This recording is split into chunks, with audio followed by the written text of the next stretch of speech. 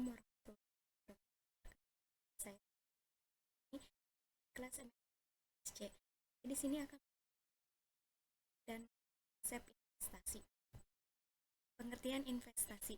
Investasi didefinisikan sebagai komitmen sejumlah uang atau sumber daya lainnya yang dilakukan saat ini atau recent time dengan harapan memperoleh manfaat atau benefit di kemudian hari atau dalam tataran praktik, investasi biasanya dikaitkan dengan berbagai aktivitas yang terkait dengan penanaman uang pada berbagai macam alternatif aset baik yang tergolong sebagai aset real atau real aset seperti tanah, emas, properti, ataupun yang berbentuk aset finansial atau financial assets, misalnya berbagai bentuk surat penghargaan seperti saham, obligasi, ataupun reksadana.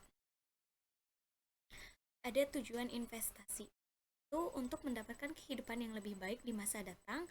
Seseorang yang bijaksana akan berpikir bagaimana meningkatkan taraf hidupnya dari waktu ke waktu atau setidaknya berusaha bagaimana mempertahankan tingkat pendapatannya yang Anda sekarang agar tidak berkurang di masa yang akan. Kedua, mengurangi data investasi. Tiga, mendorong untuk menghemat pajak. Empat, terciptanya profit yang maksimum atau keuntungan yang diharapkan. Yang kelima, terciptanya kemakmuran bagi pemegang saham. Di sini ada dasar keputusan investasi. Adapun dasar keputusan investasi menurut Rendelin 2005 terdiri dari A. Return. Alasan utama orang berinvestasi adalah untuk memperoleh keuntungan. Dalam manajemen investasi, tingkat keuntungan investasi tersebut sebagai return.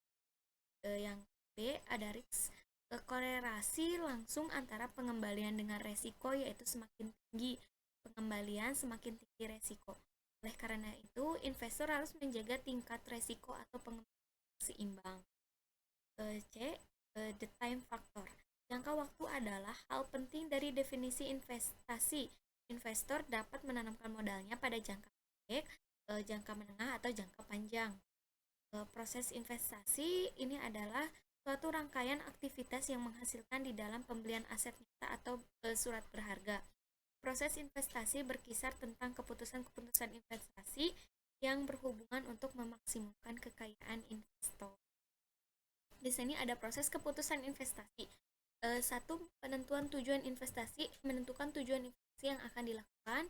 Penentuan kebijakan investasi, kebijakan untuk memenuhi tujuan investasi yang telah ditetapkan. Yang ketiga, pemilihan strategi portofolio yang dipilih harus konsisten dengan dua tahap sebelumnya.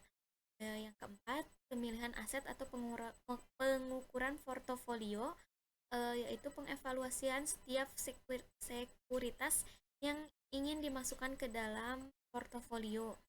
Yang kelima, pengukuran dan evaluasi. Proses keputusan investasi. Di sini ada tipe-tipe investasi. Yang satu, investasi langsung. Investasi langsung dapat dilakukan dengan pembeli aktiva keuangan yang dapat diperjualbelikan di pasar uang, pasar modal, atau pasar tahunan. Investasi langsung juga dapat dilakukan dengan membeli aktiva dengan keuangan yang tidak dapat diperjualbelikan.